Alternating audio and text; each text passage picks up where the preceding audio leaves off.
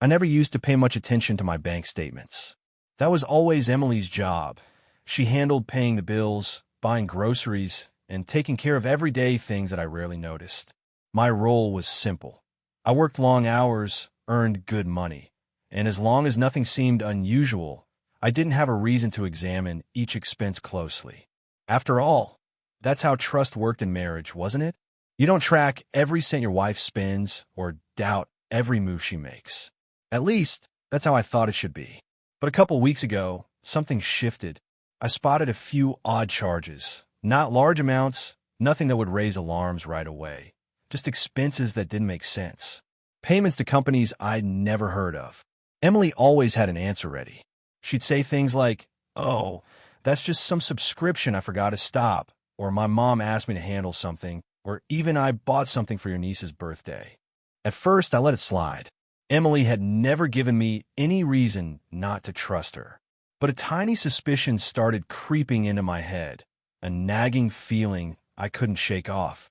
So, that morning, while sitting at our kitchen table with a hot cup of coffee beside me, I decided to open my online banking app, scrolling slowly through the recent charges.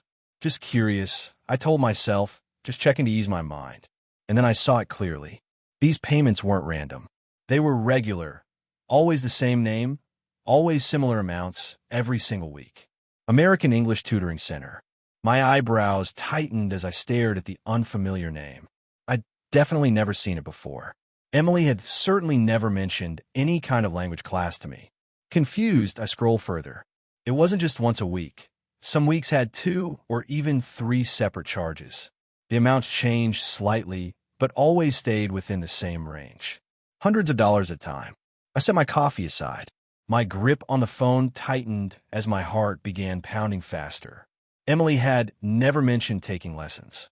Her English was perfect, clear, fluent, with no problems communicating at all. She definitely didn't need private lessons. And even if she did, why wouldn't she tell me? Why so many classes? A chill slowly crept up my back as I scrolled further into the past transactions. The payments had begun 3 months ago. Before that, everything seemed normal, typical grocery purchases, dinners out, occasional shopping online. Then suddenly, these regular weekly payments for tutoring appeared out of nowhere. The suspicion in my mind grew heavier. This wasn't a casual expense, something forgotten and innocent. This was intentional. For a second, I tried making excuses. Maybe she needed it for her job. But Emily worked in advertising, writing short emails, promotional posts, stuff that definitely didn't require paid tutoring. If she wanted extra practice, there were plenty of free websites. And even if she'd chosen to pay for classes, why hide them from me? Why the extra sessions? Another thought entered my mind, one I desperately tried not to consider, but it took root and wouldn't let go. What if this wasn't actually about learning English? I let out a tense breath, tightening my hold on the phone even more. I wasn't the type of guy who easily got suspicious. I wasn't jealous or possessive.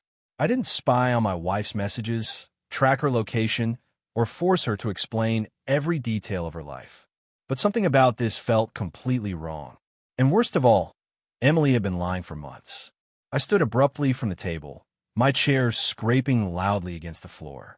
My coffee had grown cold, still untouched. I wouldn't let myself sit here going crazy, imagining the worst without doing something about it. If Emily had secrets, I was determined to uncover them. But something deep inside told me that I wouldn't like whatever I found out. I left our house with my pulse racing and anger simmering beneath the surface. I wasn't quick to jump to conclusions, but I wasn't blind either. The moment those charges appeared, something changed inside me. Emily had lied. That was now obvious. And if she'd lied about this, what else was she hiding? I climbed into my pickup truck, gripping the steering wheel so tightly that my hands turned pale. My phone still showed the bank statement, the weekly charges staring back at me like silent accusations. American English Tutoring Center. Quickly, I copied the name into Google, typing faster than I could think. The website loaded immediately. It looked official, private tutoring, exam preparation, adult education. Nothing suspicious there. Anyone who wanted language lessons could definitely find them here. I navigated through the pages quickly, ignoring the generic photos of smiling learners. Then I finally found what mattered. Our tutors. There were plenty of profiles, both men and women, with brief introductions and professional-looking photos. Most of them appeared older and experienced. Then my eyes fell on one particular face. Michael Carter, a younger man, probably in his early 30s, with dark hair, a sharp chin, and the polished kind of look you'd expect in a men's cologne ad. His description was standard stuff: experienced teacher, passionate about guiding students, an expert in conversational English. But one detail grabbed my attention immediately. He specialized in private one-on-one lessons. My anger surged. I clicked into his profile, quickly skimming through the details. He had flexible hours, expensive prices, and this part really hit me. The lessons could happen right in the student's own home. My home. Just picturing this guy sitting in our house across from my wife, smiling at her, sharing private conversations, and teaching who knows what, it caused something inside me to snap. I returned to the list of bank transactions again. The payments were too frequent and costly to be just casual lessons. Emily wasn't taking occasional lessons for fun. She was paying this guy regularly. She was paying him a lot. I never paid too much attention to my bank account details. That was always Sarah's job. She took care of the bills, bought the groceries, and basically handled all the little daily expenses I hardly ever noticed. I figured that's how it should be. Why worry about what your wife's spending money on or double-check her every move? At least, that's how it used to make sense to me. But a couple of weeks ago, things changed. I spotted some strange payments, nothing huge or shocking, but enough to get me curious. Charges from places I didn't recognize at all. Sarah always had a quick explanation, something easy to accept. She'd say, "Oh, that's just something small," or "it's nothing important," and I'd usually let it go without thinking twice. Still, something kept bugging me, like an itch you can't quite scratch. So that morning, as I sat at our kitchen table, sipping my hot coffee, I decided to log into my online banking, just to look around, just to make myself feel better. But what I found didn't ease my mind.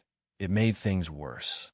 I saw a pattern, small payments to unfamiliar companies. At first glance, they looked harmless, nothing shocking or alarming. But they kept popping up. Not just once, but sometimes 2 or 3 charges a week. All similar amounts, each time adding up to a few $100s. I set my coffee down, leaning closer to my phone, feeling my pulse start to quicken. Sarah had never mentioned taking any classes or needing English lessons. Why would she? Her English was perfect. These weren't random or accidental. I scrolled further back. 3 months of steady payments every single week. Before that, nothing unusual, just groceries, takeout dinners, occasional purchases online. And suddenly, out of nowhere, these repeated transactions started showing up. Consistently, every week like clockwork. Now that little itch in the back of my mind grew heavier, like a stone lodged in my chest. This wasn't just a minor oversight or some trivial expense. It was planned, consistent, deliberate. A thought crossed my mind, one I didn't want to dwell on, but couldn't shake loose. What if these weren't just ordinary lessons? I took a deep breath, my grip tightening around my phone. I wasn't one to jump to conclusions easily, but something felt seriously wrong here. Sarah was hiding something. She'd been lying straight to my face for months. I got up suddenly, pushing my chair back so fast it screeched on the tile. My coffee sat untouched, growing cold. I wasn't going to just sit here imagining things, letting my imagination run wild. If Sarah had secrets, I was going to find out what they were. Something inside me had shifted, and I couldn't ignore it. Sarah had lied to me. That part was clear. But if she could hide this from me, what else might she be hiding?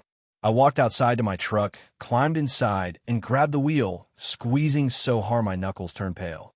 My phone screen was still lit up, showing those charges staring right back at me. The company name was clear: American English Coaching Center. I typed it into Google, fingers shaky. The website came up immediately, looking like a typical tutoring company, friendly, welcoming, professional. I scrolled past the smiling faces of students and eventually reached the tutor section. Meet the team. I scanned the list quickly. Most tutors were older, serious-looking folks. Then I stopped suddenly, my eyes locked onto one photo. Kevin Parker, a younger guy, maybe early 30s. Sharp features, neatly styled hair, the kind of guy you'd see modeling watches in a magazine. His bio said all the usual stuff: skilled instructor, experience with personalized lessons, passionate about teaching conversational English. But what really caught my attention was the line at the bottom: specializing in private, one-on-one sessions. My heart thudded louder in my chest. I clicked through his profile. He offered flexible scheduling, and the sessions weren't cheap. But the real kicker, he met clients at their homes. Their own homes. The thought of him sitting across from Sarah in our own living room, laughing, talking, teaching, whatever they might be doing, made my stomach twist. I flipped back to the bank history. Too many payments, too much money, far beyond a simple weekly lesson. Sarah wasn't casually improving her English. She was paying Kevin regularly, and paying a fortune. And never once had I even heard this guy's name mentioned before. My jaw tightened as thoughts spun through my head. I needed more details. If Sarah was cheating on me, if she'd actually had the nerve to bring this guy into our home, I wasn't about to sit around cluelessly. I sent her a text. "Hey, when are you coming home tonight?" A few tense minutes passed before she answered. "Not sure. Have some stuff to finish up." "What? Stuff to finish up?" Sarah worked remotely most days. Her job rarely kept her late. I took a slow breath, trying to calm myself, fighting down the urge to jump to conclusions. I needed solid proof, concrete evidence, and I knew exactly where to find it. Shifting my truck into reverse, I backed out of the driveway. I was going to see firsthand exactly what Sarah had been doing. I drove slowly through her neighborhood, hands gripping the wheel so tightly they ached. The bright morning sunlight did nothing to warm the cold, hollow feeling building in my gut. 3 months of hidden payments. 3 months of Sarah acting completely normal. Kissing me goodbye, sleeping beside me, living life as if nothing was wrong. But now I knew something else had been going on. Someone else had been in her life. I wasn't naive. Affairs didn't usually start overnight. They began quietly, innocently enough. A lesson, a conversation, a laugh together. Before you know it, it grows into friendship, then attraction. Suddenly, your wife is smiling at another man the way she once smiled at you. I wouldn't stand for it. My first destination was Sarah's office, or at least the co-working space downtown she sometimes used for meetings. I pulled into the lot, heart sinking instantly. Her car wasn't there. Anger surged through me as I stared at her empty parking spot. She'd said she was finishing work. If she wasn't here, where else could she be? Then it clicked. I opened my phone again, returning to Kevin Parker's tutoring page. At the bottom, a note caught my eye. Lessons offered at your home, coffee shops, or our private offices located at 225 Franklin Avenue. Franklin Avenue. It wasn't far from here. A bitter taste filled my mouth as I realized where she likely was. Starting my engine, I sped toward Franklin Avenue, feeling a surge of rage.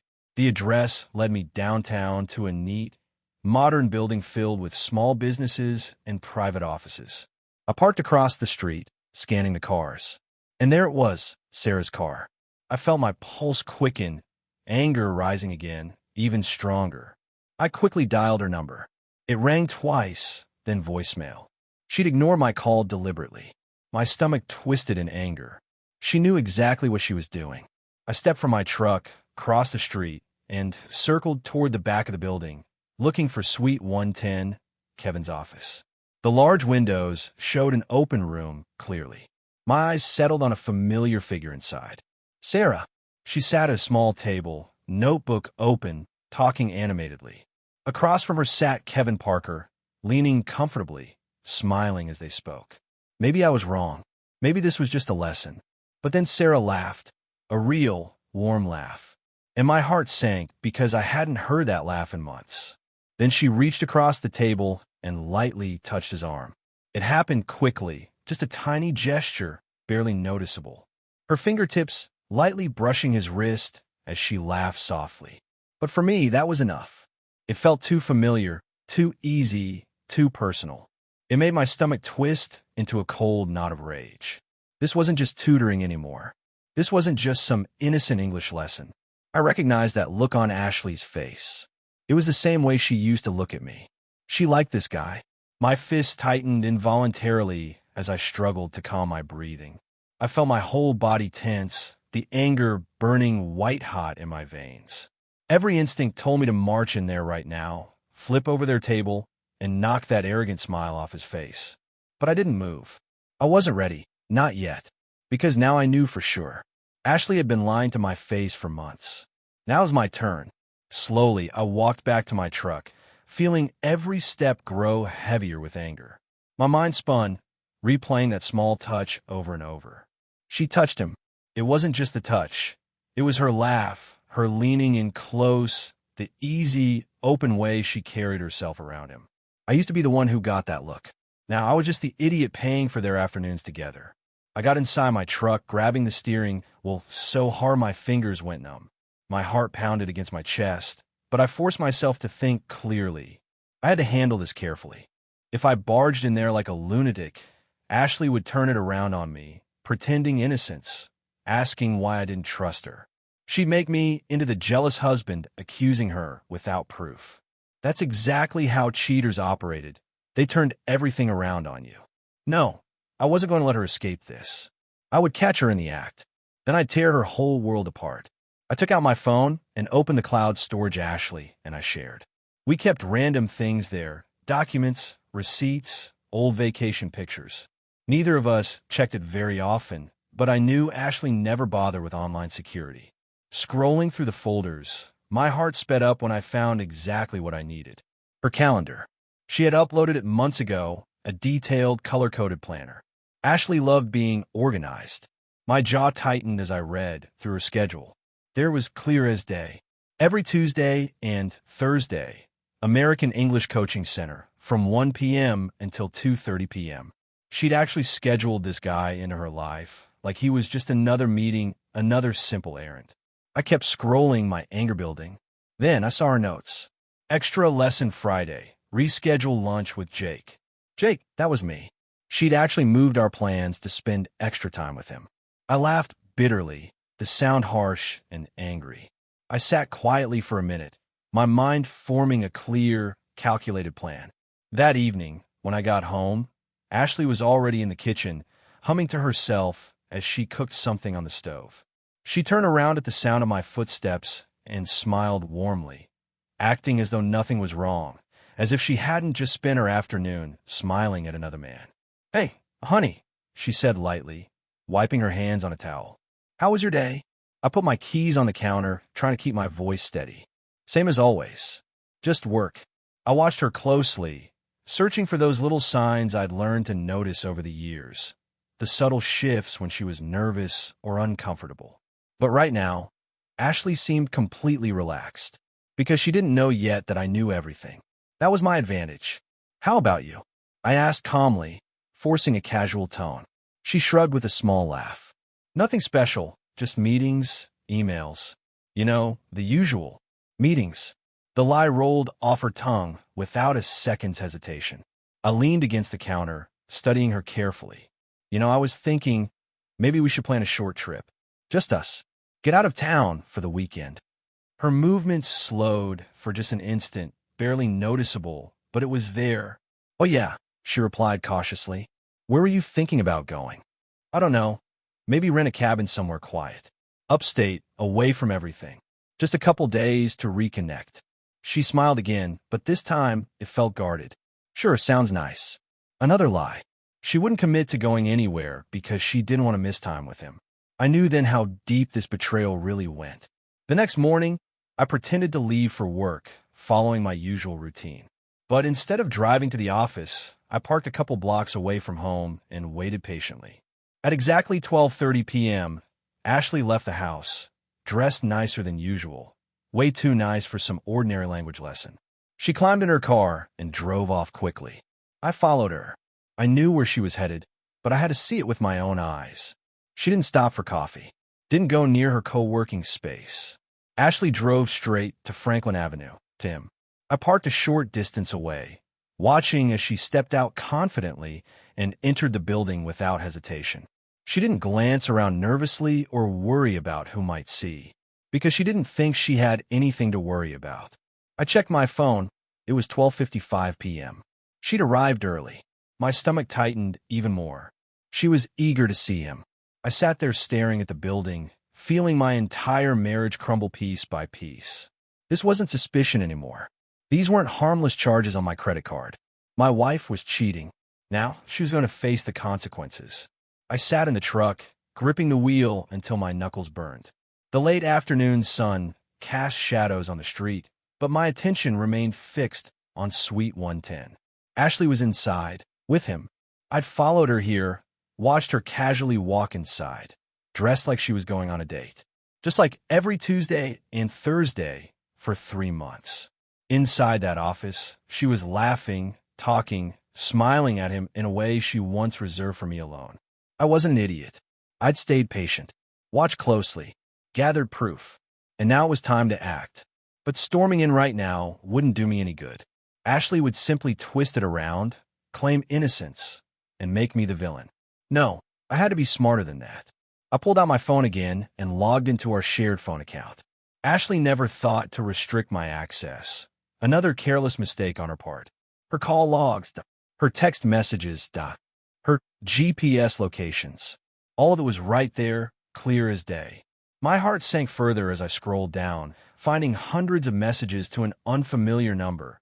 At night, early mornings, even weekends. She was texting this guy constantly. I swallowed bitterly, clicking on the text, screenshotting everything. Then, I checked her location history. It wasn't just his office. Ashley had visited his apartment 3 separate times. I sat there silently for a long moment, absorbing the full weight of her betrayal. This wasn't just a casual fling or an innocent mistake. It was deliberate. It was planned. It was a full-blown affair. I breathed slowly, steadying my nerves. I wasn't going to explode yet. No, I was going to make sure Ashley paid for every second of this. I never even heard of this guy before today. My jaw tightened as thoughts raced through my mind. I needed more answers. If Sarah was really sneaking around behind my back, if she was bold enough to invite this guy into our house, I wasn't going to sit there and play the clueless husband. I quickly typed out a text. Hey, when are you planning to come home tonight? A few minutes passed before she replied. I'm not really sure yet. Have to finish up some work. Why? I stared at the screen. Work to finish? Since when? Sarah had predictable hours, especially considering she worked from home nearly every day. I slowly inhaled through my nose, telling myself not to jump ahead. Stay calm. Be smart. I needed evidence, something definite, undeniable. I knew exactly where to start. I shifted my truck into reverse, backing out of the driveway. I was done wondering. Now I was going to see firsthand what Sarah was doing behind my back. My fingers dug into the steering wheel as I drove, the morning sunlight glaring through the windshield, unable to warm the cold emptiness I felt inside. I couldn't stop replaying the payments in my head. 3 whole months of secret charges. 3 months of Sarah smiling at me, kissing me goodnight, pretending nothing had changed between us. Meanwhile, she'd already started moving toward someone else. I wasn't naive. I knew how these things usually started, innocently enough. Just a conversation, a laugh, some extra attention. Harmless at first, then gradually it evolves. Friendship becomes attraction. Before long, your wife is sharing those special looks, those small touches with another man. No, I wouldn't let it go further. My first destination was Sarah's office, or at least the co-working spot downtown she occasionally visited for team meetings. That's what she told me anyway. I pulled into the small parking lot outside the building and scanned for her car. It wasn't there. A sharp twist of anger tightened inside my chest. I checked my phone again. Nothing new. Sarah specifically said she was finishing some work stuff. Yet here I was, staring at an empty parking space. Where was she then? I sat there for a moment, gripping the wheel, when a new idea struck me. Opening the tutoring center's website again, I scrolled rapidly down, searching for a location, a phone number, anything helpful. Then I saw it. Sessions can be scheduled at the client's residence, coffee shops, or our private office at 412 Baker Street. Baker Street wasn't far. A bitter taste filled my mouth instantly. If Sarah wasn't at her office, she might be there, with him. I restarted my truck, tires squealing a bit as I turned sharply toward Baker Street. My head was buzzing, thoughts swirling, anger rising steadily with every passing second. I wasn't sure exactly what I'd do when I got there, but I knew I wouldn't stay in the dark anymore. I slowed down as I reached Baker Street. It was a tidy block of small businesses, cafes, boutiques, and a few neat, professional-looking offices. The tutoring office was in a modest two-story building, modern, clean, with large windows. My eyes scanned quickly, and my pulse shot up when I saw Sarah's car parked right out front. She was here. My grip tightened painfully around the steering wheel. She wasn't finishing work. She wasn't tied up at home. She was right there, in a place she'd never once mentioned, even though she was secretly paying them week after week. I pulled out my phone again, quickly texting her. It rang once, twice, then went straight to voicemail. My stomach tightened. She deliberately ignored my call. She saw my name, hesitated, and consciously decided to avoid talking to me. But why? Was she sitting across from him, not wanting me to overhear their conversation? I felt the urge to call again, but I held back. I knew she wouldn't answer. I knew her too well. If she ignored me once, she wouldn't change her mind. I shut off the engine and stepped out of the truck, my jaw clenched tightly. I crossed the street slowly, quietly, making sure nobody inside noticed me. The building directory was clearly visible next to the front door. Suite 210, Michael Carter, Private English Tutor. I walked past the main door, circling around the side until I found a narrow path between the buildings. I followed it, heart thumping harder with each step. Then I spotted Suite 210 through a large side window. My pulse surged. There was Sarah, sitting comfortably at a small round table, notebook open, pen in hand. She leaned forward, smiling and nodding, while Michael Carter sat directly opposite her. He spoke easily, confidently gesturing as they chatted. At first glance, it did look like just another lesson. Maybe I had jumped to conclusions. Maybe I'd let my mind run wild over nothing. And then Sarah laughed. It was the kind of laugh I hadn't heard from her in months. Soft, warm, completely relaxed. Then she reached out, gently touching his wrist as she smiled. Just a small touch, but enough to confirm all my suspicions. Too easy, too comfortable, too damn familiar. I felt something snap inside me. This wasn't just English lessons. Not anymore. My entire body burned with anger. I wanted to rush in, knock over the table, wipe the smile off this guy's smug face. But instead, I stood frozen, watching them through the window, feeling sick to my stomach. Because now I knew the truth. Sarah had been lying straight to my face for months. And now it was my turn. I returned to my truck, my steps heavy and slow, fists still clenched. I was furious, but I knew confronting her right now would be pointless. She'd have excuses ready. She'd play innocent, make me feel like I was paranoid or overreacting. No, I was going to play this smarter. I was going to catch her and make her regret every lie. When I got home that evening, Sarah was already cooking dinner, humming quietly as if nothing was wrong at all. "Hey, honey," she smiled brightly. "How was work?"